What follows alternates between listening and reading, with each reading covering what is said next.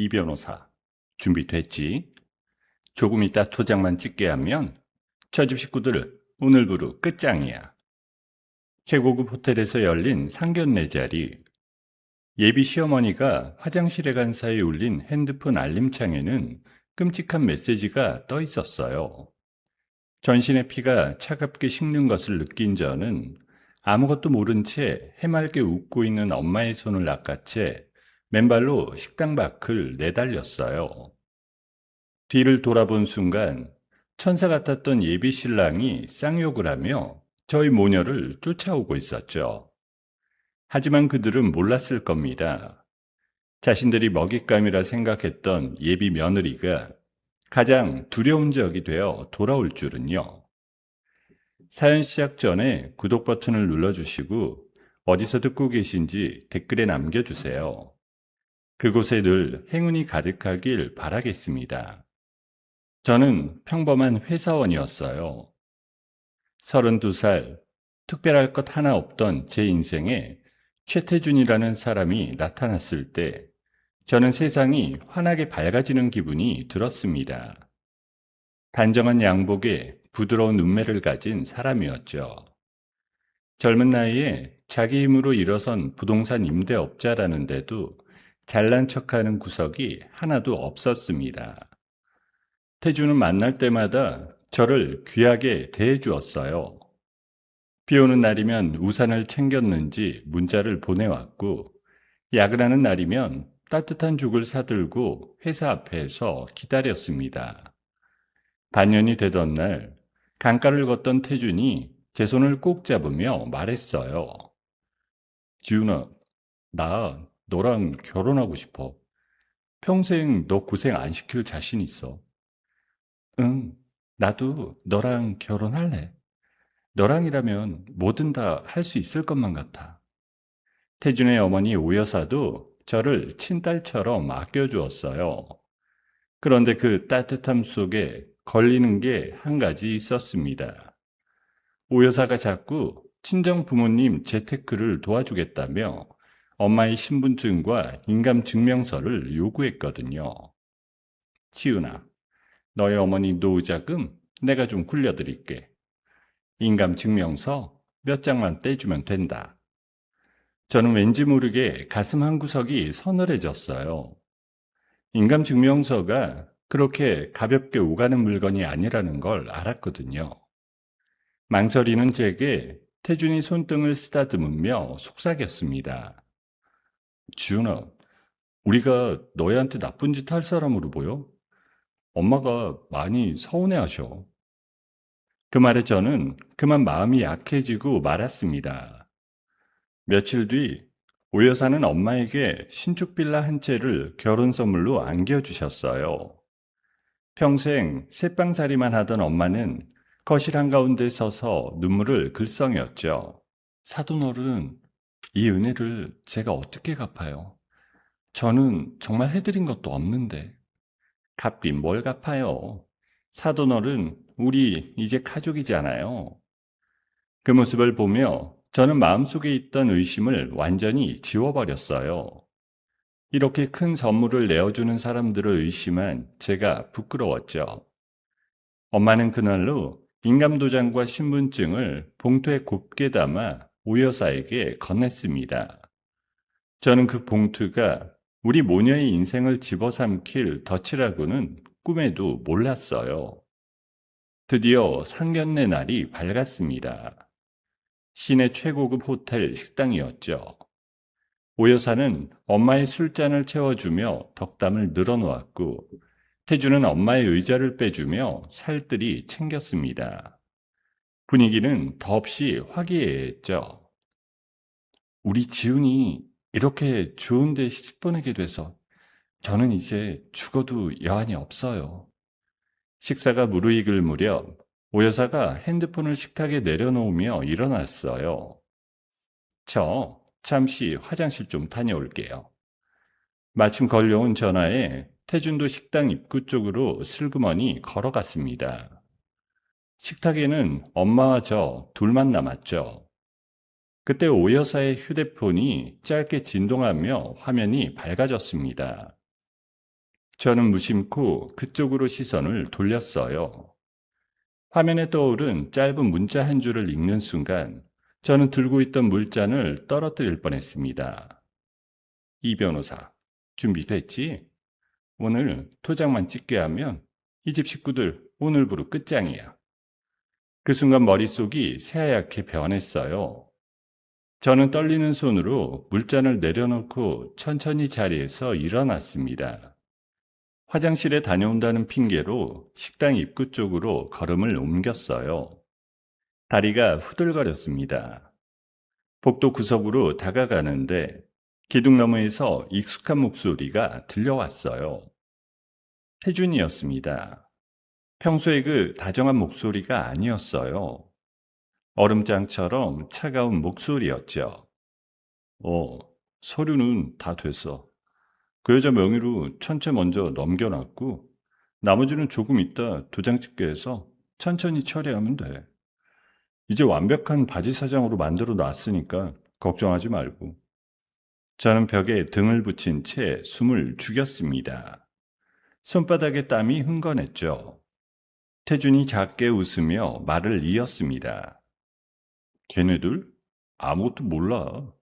얼빠진 것들이 내 말 한마디면 껌뻑 죽는다니까. 일 끝나면 바로 정리하고 해외로 뜨면 돼. 그 순간 제 안에서 무언가가 와르르 무너져 내렸어요. 모든 게 거짓이었습니다. 그 다정한 미소도 따뜻한 호의도 빌라 선물도 전부 우리 엄마를 빚더미에 앉히기 위한 연극이었던 거예요.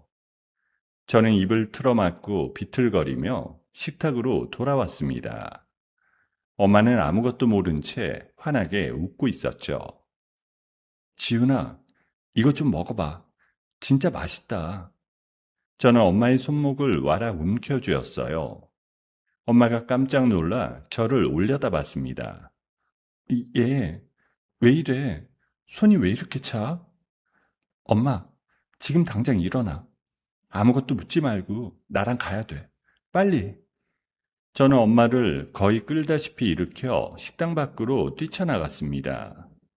그 순간 등 뒤에서 태준이 우리를 발견하고 소리치는 게 들렸어요. 돌아본 태준의 얼굴은 제가 알던 사람이 아니었습니다. 다정했던 미소가 흉측하게 일그러져 있었죠. 야, 니네 어디가? 거기 안 서? 태준은 입에 담기도 험한 욕을 내뱉으며 우리를 향해 맹렬하게 달려왔습니다. 저는 엄마의 손을 꽉 쥐고 호텔 복도를 정신없이 내달렸어요. 하이힐이 벗겨졌지만 돌아볼 새도 없었습니다. 맨발로 차가운 대리석 바닥을 디디며 뛰어갔어요. 등 뒤로 태준과 일행들의 구둣발 소리가 점점 거세게 조여왔습니다. 지훈아, 무슨 일이야? 왜 이러는데, 응? 엄마, 저 사람들 다 사기꾼이야. 우리가 속았어. 지금 안 도망가면 큰일 나. 저는 비상구 문을 박차고 계단으로 뛰어들었습니다. 정신없이 계단을 내려가는데 층계참에서 호텔 보안요원과 부딪혔어요. 그 사람이 놀라 저희를 붙잡았죠. 저희 좀 도와주세요. 나쁜 사람들이 쫓아와요. 보안요원이 뒤따라온 태준 일행을 막아서는 사이 저희는 간발의 차이로 그 시야에서 벗어났습니다. 숨을 헐떡이며 지하주차장에 다다랐을 때 마침 손님을 내려준 택시 한 대가 보였어요. 저는 엄마를 떠밀듯 태우고 올라탔습니다. 기사님, 빨리 출발해 주세요. 제발 빨리요. 택시가 출발하는데 창밖으로 태준이 악에 받쳐 달려오는 모습이 보였어요. 짐승처럼 일그러진 얼굴로 택시를 쫓아오며 주먹으로 트렁크를 쾅 내리쳤습니다. 엄마는 제품에 안겨 사시나무처럼 떨었어요. 집에 도착하자마자 저는 떨리는 손으로 컴퓨터를 켰습니다. 세금 조회 사이트와 악성 임대인 명단 포탈에 엄마의 이름과 주민등록번호를 입력했죠.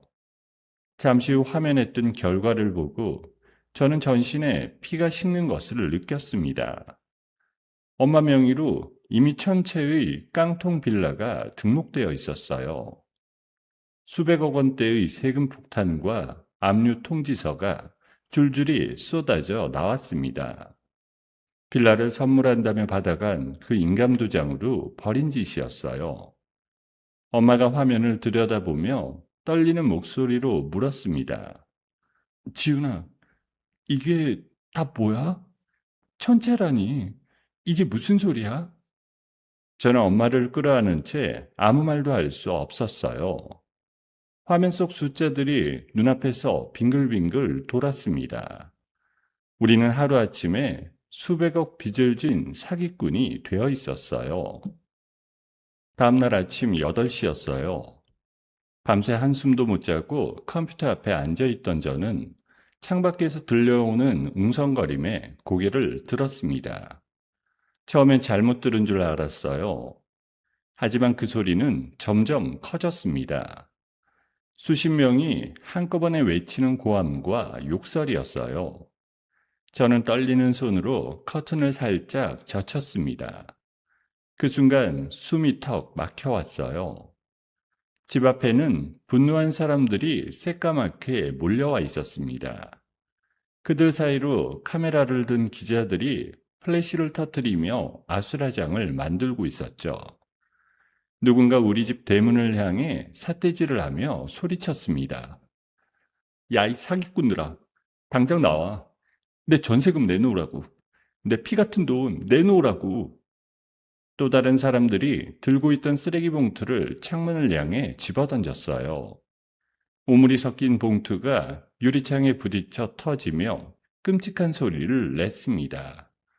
저는 비명을 삼키며 뒤로 물러났어요. 대문에는 어느새 붉은색 스프레이로 사기꾼 일가족이라는 글씨가 큼지막하게 도배되어 있었어요. 엄마가 떨리는 손으로 제 팔을 붙잡았습니다. 지훈아, 저 사람들이 왜 우리 집에 와 있는 거야? 우리가 뭘 어쨌다고? 저는 그제야 깨달았어요. 어젯밤 우리가 도망친 직후 태중과 오 여사가 위기를 느끼고 먼저 손을 쓴 거였습니다. 모든 사기를 주도한 바지 사장이 돈을 들고 잠적했다며 우리 집 주소를 일부러 퍼뜨린 거죠. 떨리는 손으로 핸드폰을 켜자 인터넷은 이미 난리가 나 있었습니다. 모자이크도 없이 저와 엄마의 얼굴이 사방에 퍼져 있었어요. 수백억을 가로챈 희대의 사기꾼 모녀라는 제목이 포털 메인을 도배하고 있었습니다. 댓글창은 차마 눈뜨고 볼 수 없는 저주의 말들로 가득했어요. 이게 아니야. 우리가 당한 거라고. 우리도 피해자란 말이야. 하지만 제 목소리는 아무에게도 닿지 않았어요. 저는 결심했습니다. 이렇게 당하고만 있을 수는 없다고요. 저는 엄마를 모자와 마스크로 꽁꽁 싸맨 뒤 사람들의 눈을 피해 뒷문으로 빠져나와 경찰서로 향했습니다. 진실을 밝히면 다 해결될 거라고 믿었거든요. 담당 형사 앞에서 저는 그동안의 일을 쏟아내듯 털어놓았습니다. 형사님, 저희는 정말 아무것도 몰랐어요. 그 사람들이 결혼 선물로 빌라를 사준다면서 엄마 인감도장을 가져간 거예요. 그걸로 이런 짓을 벌인 거라고요. 형사는 책상 위에 서류 뭉치를 툭 던지며 차갑게 저를 쳐다봤어요. 자, 이거 보세요. 여기 어머니 인감도장 선명하게 찍혀 있죠? 본인 신분증, 본인 인감증명서. 이게 다 어머니 손으로 넘긴 거 아닙니까? 그건 집을 사준다고 해서 정말이에요. 우리는 그런 줄도 몰랐어요. 세상에 천채짜리 집 선물 받고 모르는 사람이 어디 있습니까?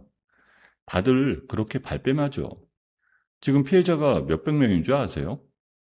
저는 그 자리에서 무너질 것 같았습니다. 진실을 말해도 아무도 믿어주지 않았어요. 명백하게 찍힌 도장과 서류 앞에서 우리는 그저 발뺌하는 파렴치범일 뿐이었어요. 경찰서를 나서는데 핸드폰이 울렸습니다.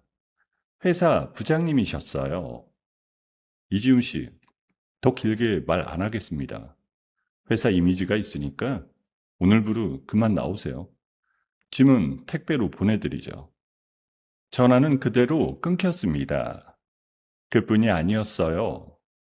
평소 친하게 지내던 친구들에게 연락을 해봤지만 하나같이 전화를 받지 않거나 차단해버렸죠. 어떤 친구는 딱 한 줄 문자만 남겼습니다.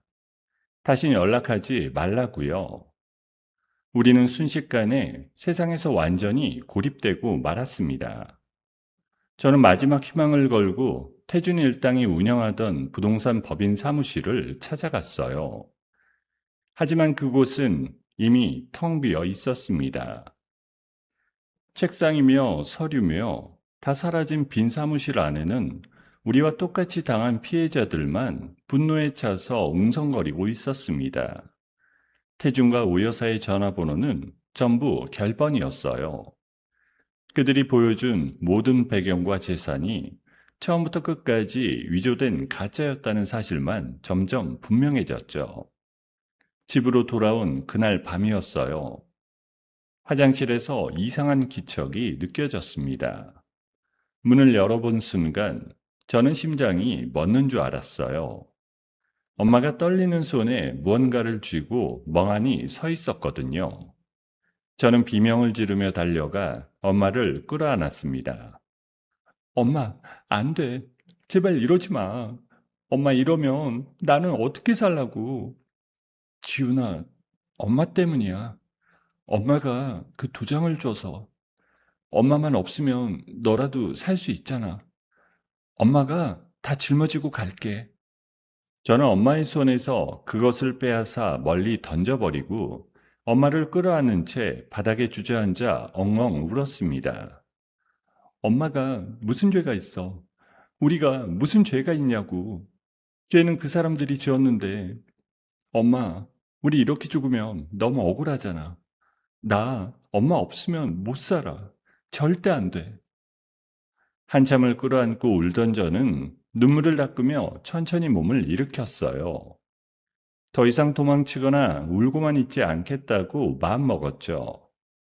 그 사람들이 이렇게 완벽하게 우리를 짓밟았다면 분명 어딘가에 흔적을 남겼을 겁니다. 저는 태준이 우리 집에 드나들며 남긴 물건이 있나 싶어 방 안의 모든 것을 뒤엎기 시작했어요. 서랍을 다 빼고 옷장을 헤집고 침대 밑까지 샅샅이 훑었습니다. 그러다 화장대 서랍 깊숙한 곳에서 먼지가 뽀얗게 앉은 작은 물건 하나가 손에 잡혔습니다. 구형 USB였어요. 언젠가 태준이 무심코 두고 갔던 거였습니다. 저는 떨리는 손으로 그것을 컴퓨터에 꽂았어요. 화면에 알 수 없는 파일 목록이 주르르 떴습니다. 전부 암호가 걸린 작은 파일들이었죠. 저는 그 화면을 뚫어지게 바라봤습니다. 무엇 하나 열어볼 수는 없었지만 그 안에 분명 놈들의 비밀이 숨어 있다는 걸 직감했어요. 캄캄한 절벽 끝에서 아주 가느다란 동아줄 하나를 붙잡은 기분이었습니다. USB를 발견한 지 며칠이 지났어요. 우리는 집을 버리고 허름한 고시원으로 숨어들었죠. 좁고 퀴퀴한 그 방이 그나마 우리를 숨겨줄 유일한 곳이었습니다. 그날도 저는 먹을 것을 사러 잠깐 방을 나섰어요. 좁은 복도를 지나 건물 밖으로 나서는데 갑자기 건장한 남자 하나가 제 앞을 턱 가로막았습니다. 미처 피할 새도 없이 그 남자는 제 팔을 거칠게 붙잡고 인적 드문 골목으로 끌고 갔어요. 누구세요? 이거 나요. 사람 살려요. 조용히 해. 소리 지르면 가만 안 둬. 너 이지훈 맞지? 저는 온몸이 얼어붙었습니다. 남자는 저를 벽으로 거칠게 밀어붙이며 핸드폰 화면을 들이밀었어요. 그 화면에는 제 과거 계좌 내역이 빼곡히 떠 있었죠. 나 서정우라고 하는데 기자야. 너희가 빼돌린 돈 수백억. 그거 어디 있어?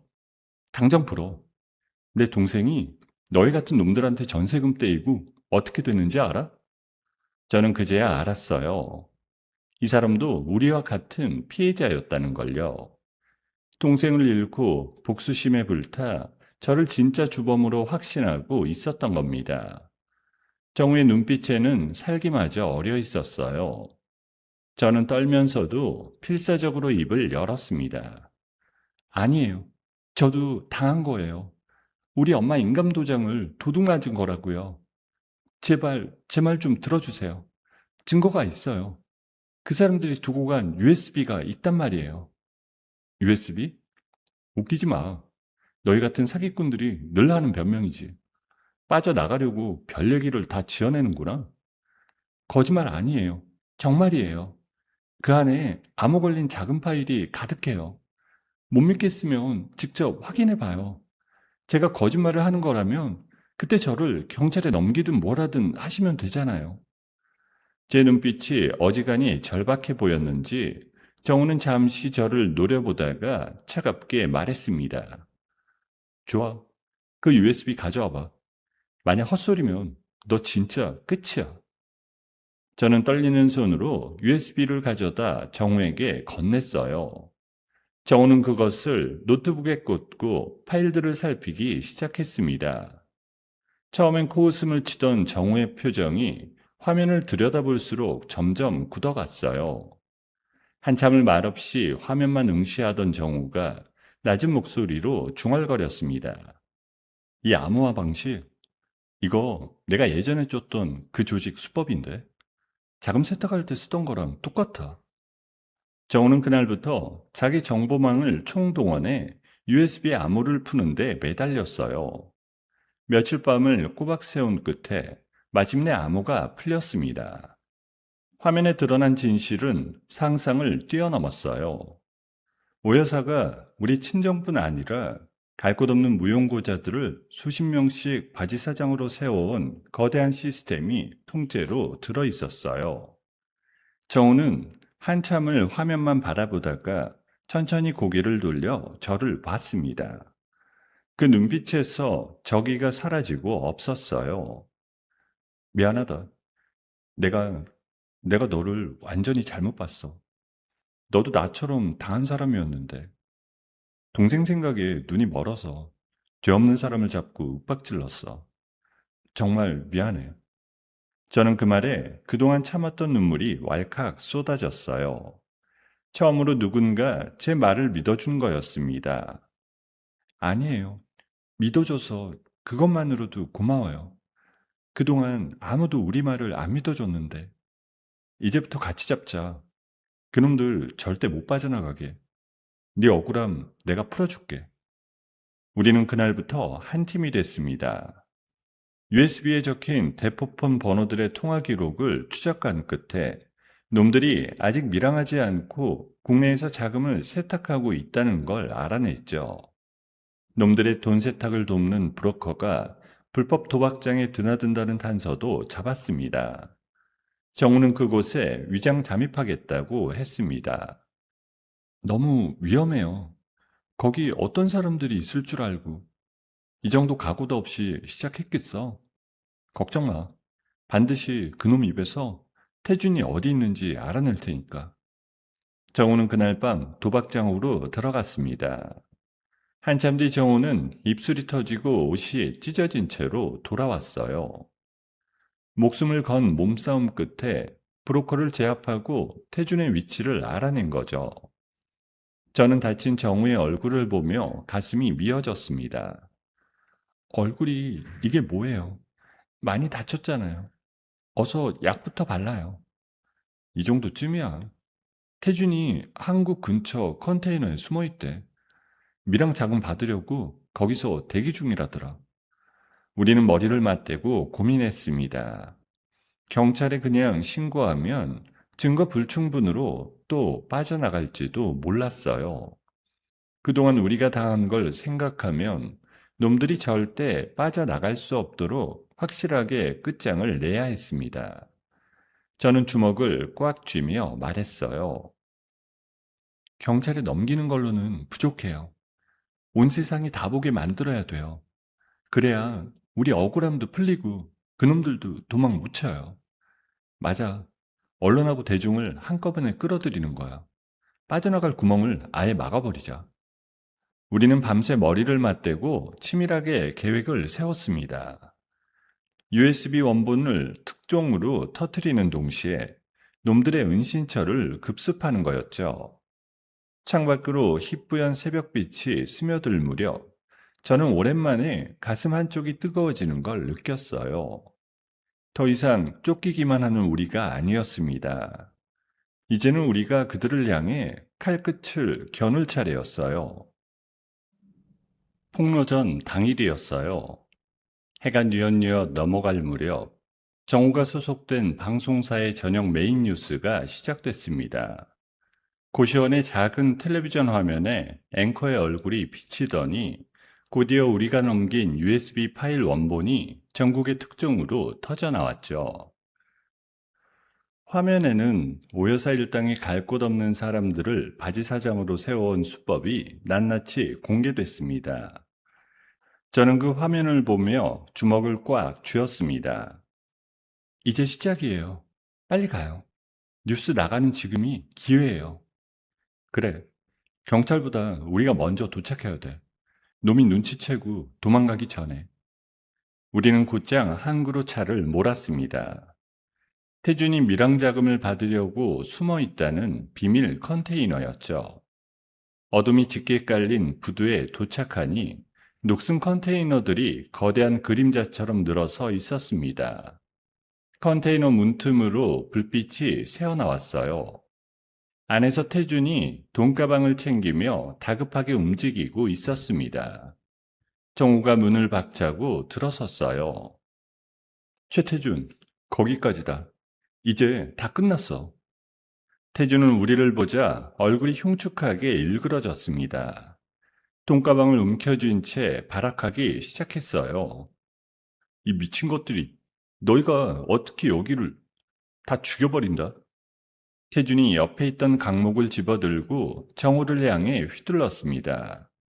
정우가 몸을 날렵하게 틀어 강목을 피하더니 태준의 팔을 비틀어 바닥에 꽝 엎어버렸어요. 태준은 바닥에 코를 박은 채 버둥거렸죠. 그 다정하고 젠틀하던 모습은 어디에도 없었습니다. 그저 돈가방 하나에 매달려 발버둥치는 추한 짐승일 뿐이었어요. 네가 우리한테 한 짓 똑똑히 기억해. 우리 엄마가 너희 때문에 죽을 만큼 고통받았어. 평생 갚아도 모자랄 거다. 닥쳐. 네가 뭘 한다고. 우리 엄마가 시킨 거야. 다 그 여자가. 곧이어 사이렌 소리가 요란하게 울리며 무장한 경찰들이 들이닥쳤어요. 태준과 현장 조직원들이 줄줄이 수갑을 차고 끌려나갔죠. 저는 떨리는 손으로 핸드폰을 들어 그 통쾌한 장면을 촬영해 실시간으로 사람들에게 중계했습니다. 수갑을 찬 채 고개를 떨군 태준의 모습이 전국으로 퍼져나갔어요.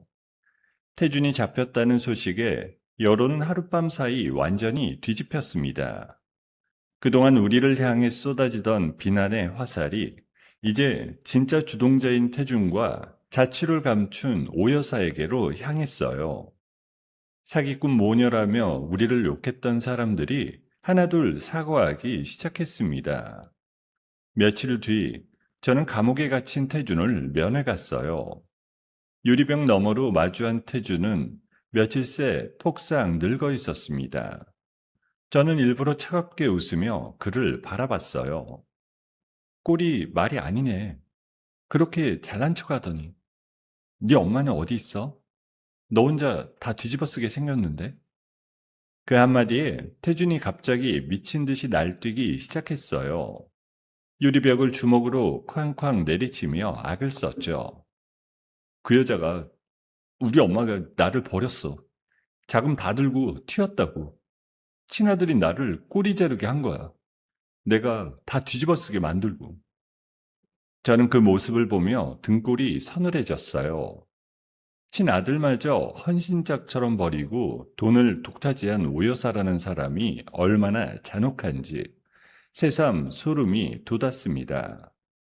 도대체 어떻게 사람이 이렇게까지 할 수 있나 싶어 한참을 멍하니 서 있었어요.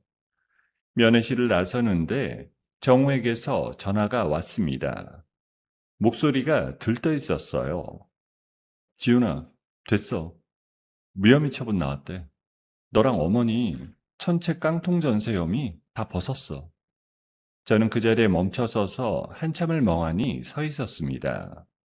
그러다 참았던 눈물이 왈칵 쏟아졌어요. 다리에 힘이 풀려 벽에 기대 주저앉고 말았습니다. 드디어 그 지긋지긋한 누명을 벗은 거였어요.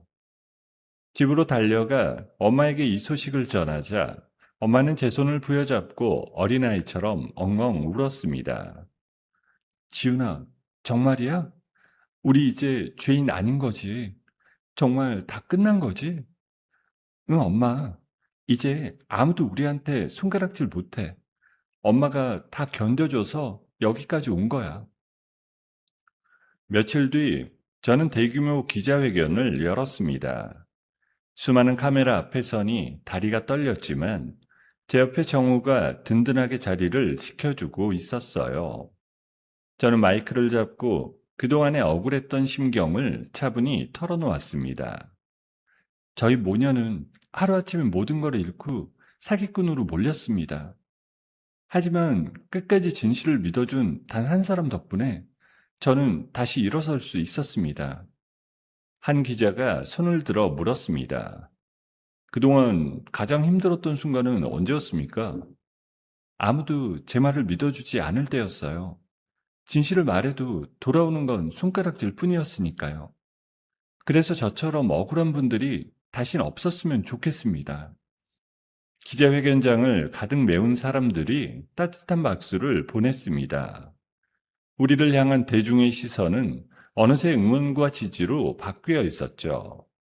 정우가 제 어깨를 가만히 토닥이며 작게 웃었습니다. 잘했어. 정말 잘 견뎠어, 지훈아. 그날 저녁, 저와 정우는 허름한 국밥집에 마주 앉았어요. 뜨거운 국밥과 소주 한 병을 시켜놓고 우리는 잔을 부딪혔습니다. 김이 모락모락 피어오르는 국밥을 사이에 두고 우리는 그동안 차마 꺼내지 못했던 마음들을 천천히 나눴어요. 정우 씨 아니었으면 저는 진작 무너졌을 거예요. 정말 고마워요. 무슨 소리야? 네가 끝까지 포기 안 해서 여기까지 온 거지. 나야말로 처음에 너 의심했던 거 두고두고 미안하다. 그 얘긴 이제 그만해요. 다 지난 일인데. 정우는 잠시 소주잔을 만지작거리다가 조심스럽게 입을 열었어요. 지훈아, 처음엔 너를 원수처럼 여겼는데 어느 순간부터 너 없는 하루를 상상할 수가 없더라. 같이 지옥을 건너오면서 너라는 사람을 알게 됐어. 저는 잔을 든 채 가만히 정우를 바라봤습니다. 가슴 한쪽이 따뜻하게 차오르는 걸 느꼈어요. 나도 정우 씨가 곁에 있어서 버틸 수 있었어요. 우리 이제 평범하게 살아봐요. 더는 쫓기지 않고 그냥 보통 사람들처럼. 그래, 그렇게 하자. 천천히, 너랑 같이.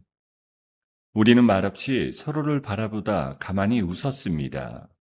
지옥 같은 시간을 함께 건너온 두 사람만이 나눌 수 있는 그런 마음이 국밥의 김처럼 따뜻하게 피어올랐죠. 저는 이제 정말 모든 악몽이 끝났다고 믿었습니다. 소주잔을 비우며 마주본 정우의 얼굴이 그날따라 유난히 든든하게 느껴졌어요.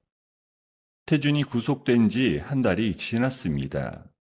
우리는 조금씩 평범한 일상을 되찾아가고 있었어요.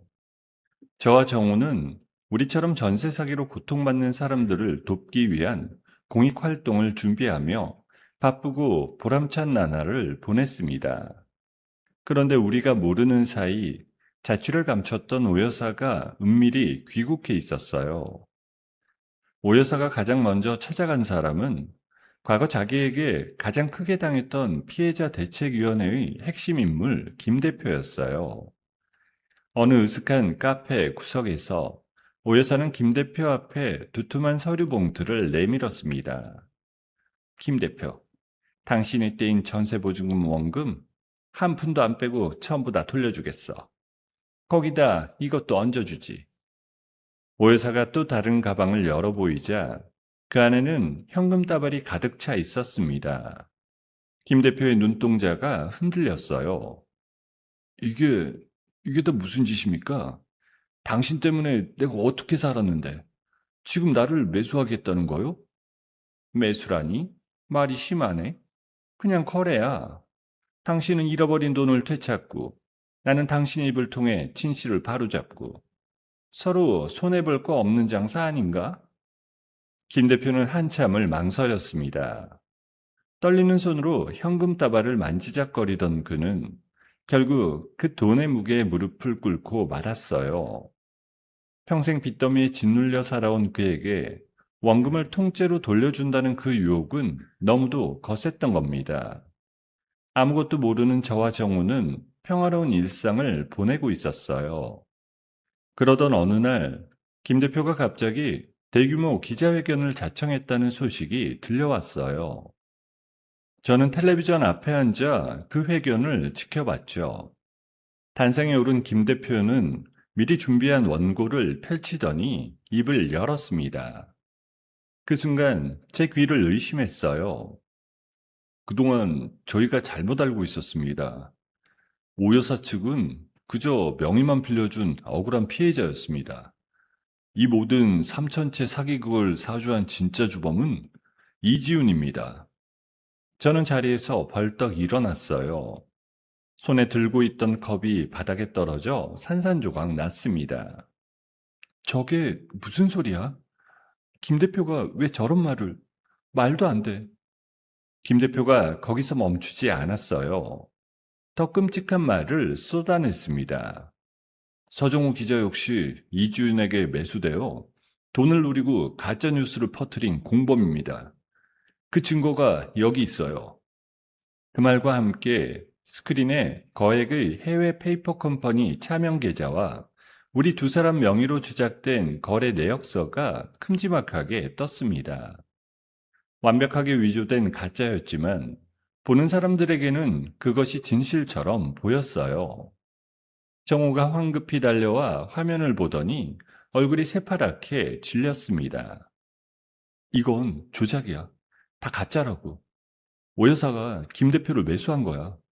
우리한테 죄를 뒤집어 씌우려고.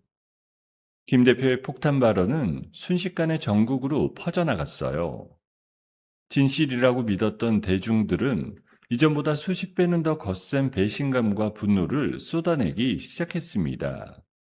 우리를 응원하던 사람들이 하루아침에 등을 돌렸어요.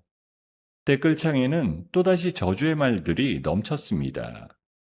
며칠 지나지 않아 정우가 다니던 언론사에 검찰의 압수수색이 들이닥쳤어요.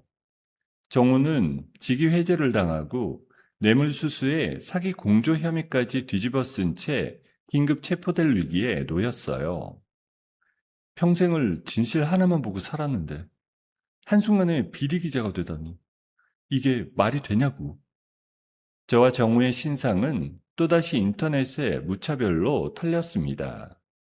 우리는 졸지에 전국구 꽃뱀 사기꾼과 비리 기자라는 낙인이 찍혔어요.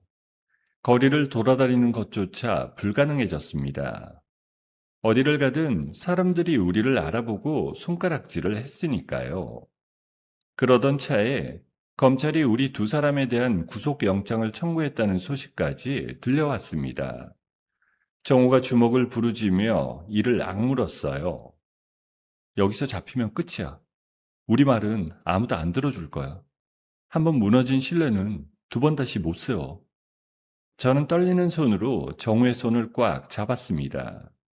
처음 누명을 썼을 때보다 더 깊은 절망이 밀려왔지만 저는 이번엔 무너지지 않겠다고 다짐했어요. 한번 일어섰던 사람은 두 번도 일어설 수 있으니까요. 정우 씨, 우리 또 도망쳐요. 잡히면 끝이니까 끝까지 가서 진실을 밝혀야 돼요. 오 여사가 한 짓이라는 증거를 우리 손으로 찾아내요. 그래, 이대로 당하고만 있을 순 없어. 이번엔 반드시 그 여자 꼬리를 잡고 만다. 우리는 그 길로 짐을 챙겼습니다. 추적의 손길을 피해 다시 한번 캄캄한 어둠 속으로 발을 내디뎠죠. 현관문을 나서기 전 저는 잠시 멈춰서서 정우를 돌아봤습니다. 정우도 저를 마주 봤어요. 우리는 말없이 고개를 끄덕였습니다. 두렵지 않았어요. 이번엔 혼자가 아니었으니까요. 우리는 서로의 손을 꽉 잡고 어둠 속으로 걸음을 옮겼습니다. 도주 생활을 시작한 지 사흘째였어요. 우리는 추적을 피하려고 대포폰까지 버리고 외진 곳에 버려진 공장 창고에 몸을 숨겼습니다. 좁고 습한 그곳에서 정우는 노트북을 펼쳐놓고 김 대표가 기자회견에서 한 발언들을 수백 번씩 돌려봤어요. 분명 어딘가 허점이 있어. 거짓말은 아무리 정교해도 빈틈이 생기게 마련이야. 저는 정우 옆에서 마른 침을 삼키며 화면을 들여다봤습니다. 정우 씨, 저 해외 기자 거래 내역서 저것만 가짜라는 걸 밝혀내면 되는 거잖아요. 정우는 며칠 밤을 새워가며 그 거래 내역서의 서버 기록을 끈질기게 파고들었어요. 충혈된 눈을 비벼가며 화면을 분석하던 정우가 어느 순간 손을 멈추고 낮게 탄성을 내뱉었습니다. 찾았어. 이거 봐. 이 거래 내역 정상적인 은행 서버에서 나온 게 아니야. 해외 불법 해킹 조직이 손댄 흔적이 그대로 남아있어. 오 여사가 늘 쓰던 그 조직이야. 저는 그 말에 가슴이 뛰기 시작했어요. 그럼 이게 조작됐다는 증거가 되는 거네? 우리 무고를 밝힐 수 있는. 아직은 일러. 이것만으로는 부족해. 김 대표가 오 여사한테 받은 그 매수 자금이 어디서 나왔는지 그 돈줄을 거꾸로 따라가야 돼. 그래야 오 여사가 배우라는 걸 빼도 박도 못하게 만들 수 있어. 우리는 놈들의 거대한 자금 세탁 경로를 역추적하는데 모든 것을 걸었습니다. 정우는 과거 자기 취재원이었던 어둠의 세계 브로커에게 연락을 넣었습니다. 반은 협박하고 반은 회유하며 매달린 끝에 결정적인 단서를 손에 넣었어요. 최근 수백억 원 규모의 금괴와 코인이 어떤 정체불명의 회사로 흘러 들어갔다는 정황이었죠. 정우가 노트북을 두드리며 굳은 얼굴로 말했습니다. 알아냈어. 오 여사가 그 수백억 보증금을 전부 금괴랑 코인으로 바꿨어. 추적이 안 되게. 수백 킬로그램짜리 금괴랑 콜드 월렛에 넣은 코인으로 어딘가에 숨겨둔 거야. 그 돈이 다 피해자들 피눈물인데 그걸 금괴로 바꿔서 숨겨놓고 정말 못된 사람들이에요. 경찰의 수배망이 점점 좁혀오고 있었어요. 하지만 우리는 멈출 수가 없었습니다.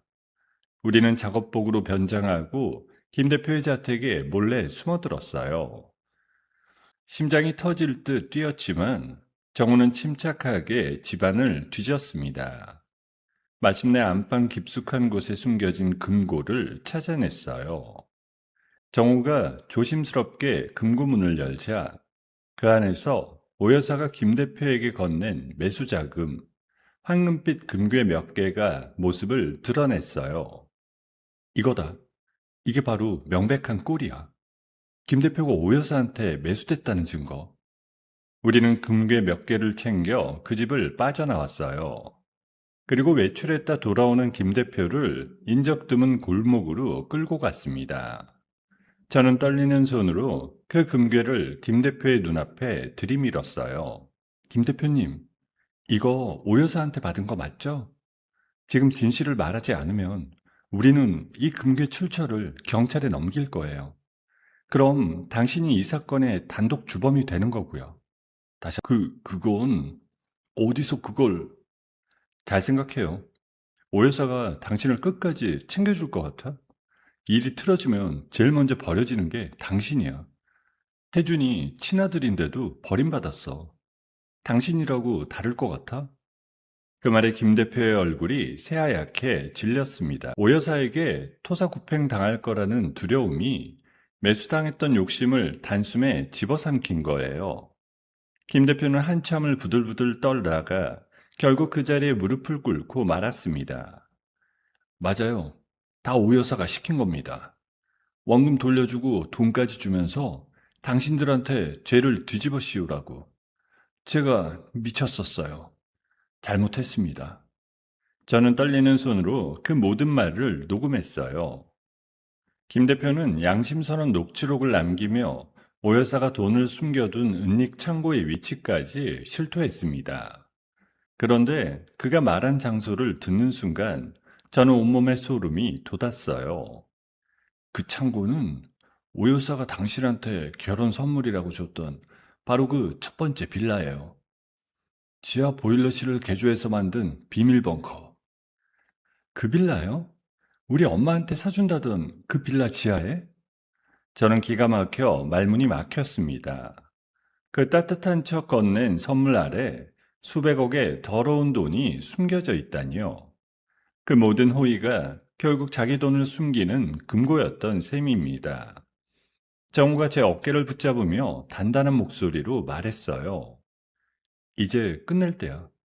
다 모였어. 조작된 계좌 증거, 김 대표 녹취록, 그리고 숨겨둔 금괴의 위치까지. 우리는 검찰에 자진 출석하겠다는 날짜를 다음날 오전으로 통보했습니다. 그와 동시에 모든 언론사에 익명의 제보 메일을 일제히 발송했죠. 희대의 전세 사기 진짜 배후와 수백억의 금괴를 공개하겠다는 내용이었습니다. 메일 전송 버튼을 누르는 제 손가락은 더 이상 떨리지 않았어요. 정우가 그런 제 손을 가만히 잡아주었습니다. 창밖으로 동이 터오고 있었어요.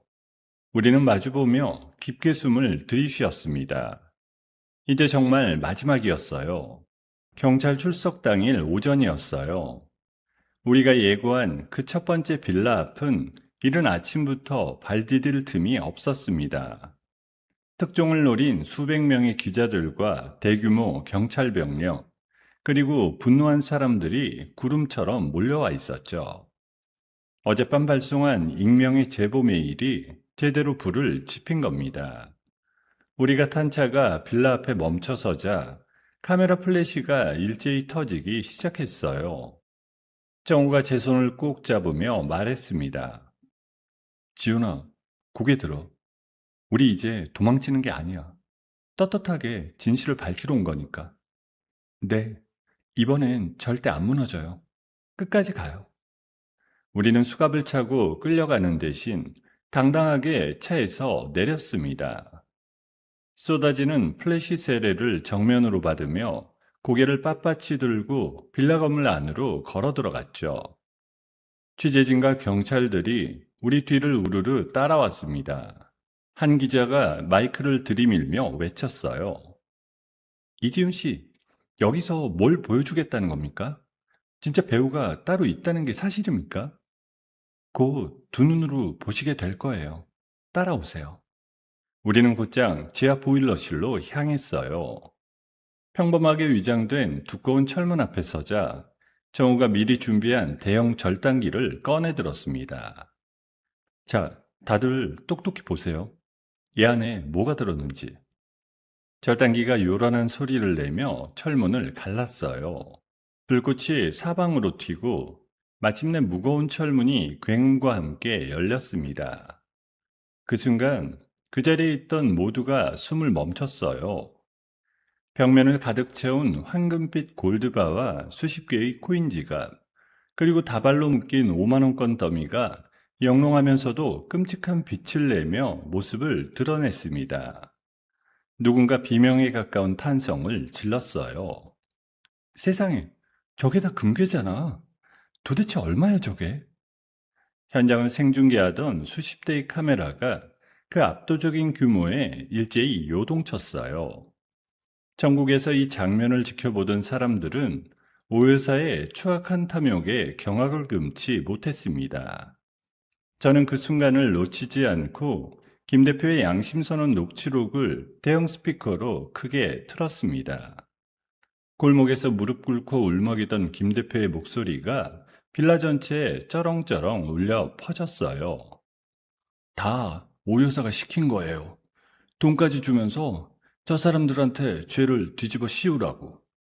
저는 마이크를 잡고 카메라를 향해 또박또박 말했습니다. 여러분, 이게 진실입니다. 오 여사는 이 재산을 숨기려고 피해자를 매수하고 저와 정우 씨에게 누명을 씌웠어요. 저희는 처음부터 끝까지 억울하게 당한 피해자입니다. 저 금괴 하나하나가 다 여러분의 피눈물이에요. 웅성거리던 사람들이 하나둘 입을 다물었어요. 그동안 우리를 욕하던 그 눈빛들이 서서히 분노와 미안함으로 바뀌어가는 게 보였습니다. 같은 시각 여론이 완전히 뒤집힌 걸 확인한 검찰이 즉각 움직였어요. 오 여사에게 출국 금지 명령을 내리고 그녀가 숨어 지내던 강남의 최고급 펜트하우스를 급습했죠. 해외로 도망치려고 막 공항으로 나서던 오 여사는 들이닥친 수사관들에게 짐승처럼 끌려 나왔어요. 끌려 나오던 오 여사는 거리의 전광판에 비친 자기 금고가 통째로 털리는 장면을 보고 말았습니다. 그 순간 오 여사가 입에 거품을 물고 그 자리에 풀썩 쓰러졌죠. 그 모습이 텔레비전 뉴스 화면에 그대로 잡혔습니다. 벙커 안에 숨겨져 있던 수백억 원의 은닉재산은 경찰에 의해 전량 압수됐어요. 곧바로 국고로 환수되는 절차를 밟게 됐죠. 그 돈으로 억울한 피해자들에게 보증금을 돌려줄 수 있는 길이 기적처럼 열린 겁니다. 그 소식을 전해 들은 피해자들이 빌라 앞에서 서로를 끌어안고 눈물을 쏟았습니다. 한 노인이 제 손을 붙잡고 울먹였어요. 고마워요. 정말 고마워요. 이제 우리 다시 집으로 돌아갈 수 있는 거죠? 네, 이제 다 괜찮아질 거예요. 정말 고생 많으셨어요. 저는 그 손을 마주 잡으며 함께 울었습니다. 우리만의 싸움이 아니었어요. 수많은 사람들의 빼앗긴 보금자리와 무너진 일상이 이 한반의 폭로로 다시 제자리를 찾아가고 있었습니다. 곁에 서 있던 엄마도 제 등을 쓸어내리며 눈물을 훔쳤어요. 지훈아, 우리 딸이 이 많은 사람을 다 살렸구나. 엄마는 네가 정말 자랑스러워. 모든 절차가 끝나고 빌라를 빠져나오는데 기자들이 우르르 몰려와 마이크를 들이밀었습니다. 이지훈 씨, 지금 심정이 어떠십니까? 그 긴 누명을 다 벗으셨는데요. 이제야 숨을 쉴 수 있을 것 같아요. 저처럼 억울한 분들이 다시는 없도록 끝까지 싸운 게 헛되지 않아서 정말 다행입니다. 정우가 제 옆에 나란히 서서 환하게 웃었습니다. 우리를 옥죄던 그 거대한 거짓말의 덫을 마침내 우리 손으로 완벽하게 부숴버린 거예요. 저는 쏟아지는 질문 세례 속에서도 더 이상 두렵지 않았습니다. 정우와 눈을 맞추며 저는 오랜만에 마음 깊은 곳에서 우러나오는 진짜 미소를 지었어요. 빌라 밖으로 나서니 봄볕처럼 따스한 햇살이 우리 두 사람을 환하게 비추고 있었습니다. 사건이 마무리되고 1년이 흘렀어요. 대법원 법정에선 오 여사와 태준 일당은 마침내 그동안 저지른 죄에 대한 최종 판결을 받았습니다. 판사가 무거운 목소리로 형량을 읽어내려가자 오 여사가 바닥에 주저앉아 절규하기 시작했어요. 이럴 수는 없어. 나는 인정 못해. 다 풀어줘. 내 돈 내놓으라고. 수갑을 찬 채 끌려가던 태주는 그 모습을 보고도 고개를 푹 숙인 채 아무 말이 없었어요. 자기를 버린 어머니와 나란히 끌려가는 그 뒷모습이 어찌나 초라하던지 한때 그 다정한 미소에 속았던 게 거짓말처럼 느껴졌습니다. 저는 방청석에 앉아 그 광경을 끝까지 지켜봤어요.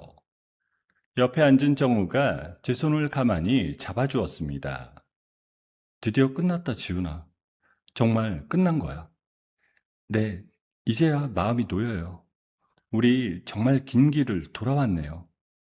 저는 두 사람의 뒷모습을 향해 마음속으로 마지막 인사를 건넸어요.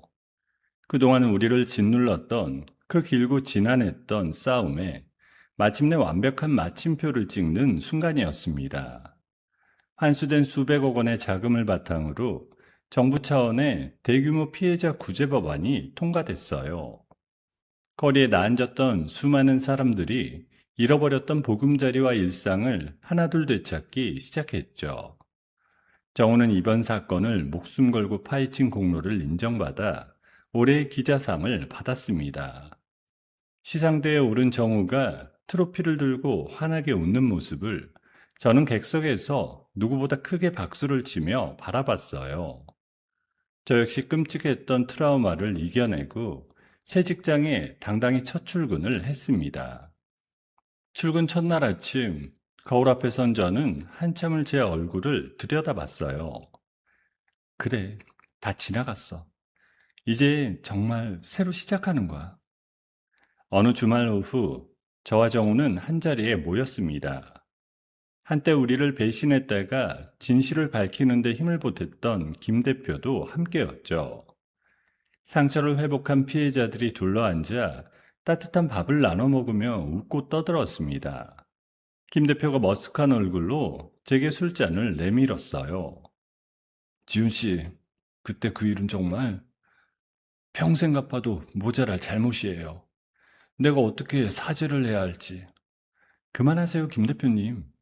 결국 진실을 말해주신 게 김 대표님이잖아요. 그거면 됐습니다. 우리 이제 다 지난 일로 묻어요.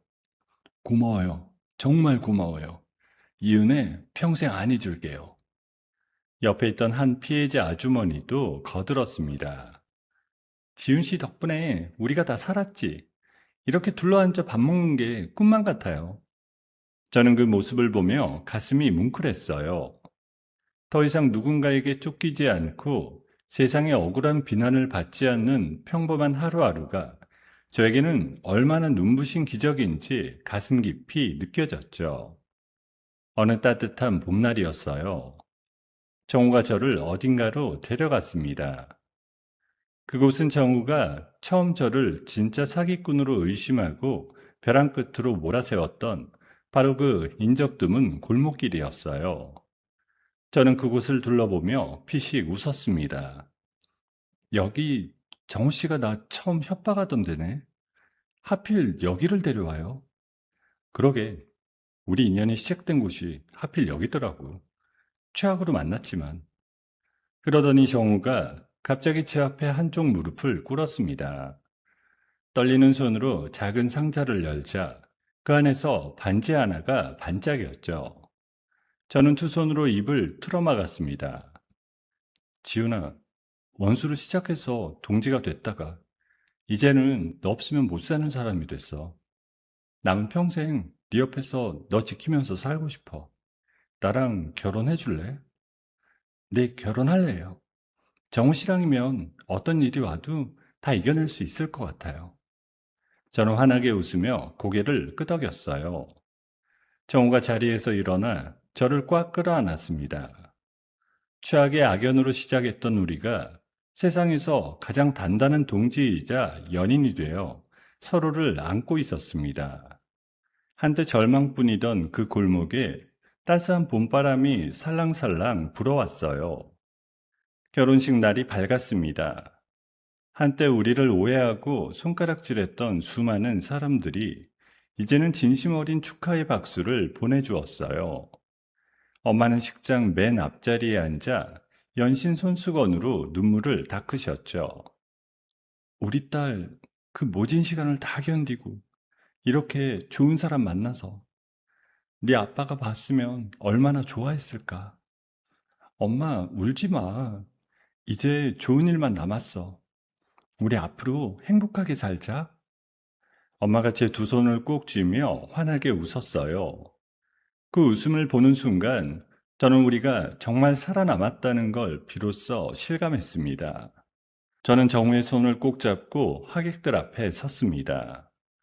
거대한 사기극의 바지 사장으로 몰려 모든 것을 잃을 뻔했던 제가 마침내 제 삶의 진정한 주인으로 다시 태어난 순간이었어요. 저는 더 이상 쫓기는 사람도 누명을 쓴 사람도 아니었습니다. 거대한 불의에 맞서 끝까지 싸워 이겨낸 제 인생의 영웅이었죠. 정우와 마주 잡은 손에서 따뜻한 온기가 전해졌습니다. 우리는 서로를 바라보며 환하게 웃었어요. 식장 가득 쏟아지는 봄 햇살처럼 우리 앞에 펼쳐질 날들도 그렇게 눈부시게 빛나고 있었습니다. 지우는 가장 믿었던 사람들에게 배신당하고 하루아침에 세상의 손가락질을 받는 죄인이 되었지만 끝까지 포기하지 않았습니다. 도망치지 않고 진실과 정면으로 맞섰기에 잃어버린 자신의 삶을 되찾을 수 있었습니다. 우리는 살면서 누구나 예상치 못한 시련을 만날 수 있어요. 그럴 때 가장 중요한 건 나를 믿어주는 단 한 사람의 손을 놓지 않는 것, 그리고 나 자신을 끝까지 포기하지 않는 마음이 아닐까요? 지훈과 정우가 서로의 손을 맞잡고 어둠을 건넜듯이 여러분 곁에도 그런 따뜻한 손길이 늘 함께하기를 진심으로 바랍니다. 여러분, 오늘의 이야기를 어디서 듣고 계신가요? 구독 버튼을 눌러주시고 댓글에 남겨주시면 감사한 마음으로 인사드리겠습니다. 감사합니다.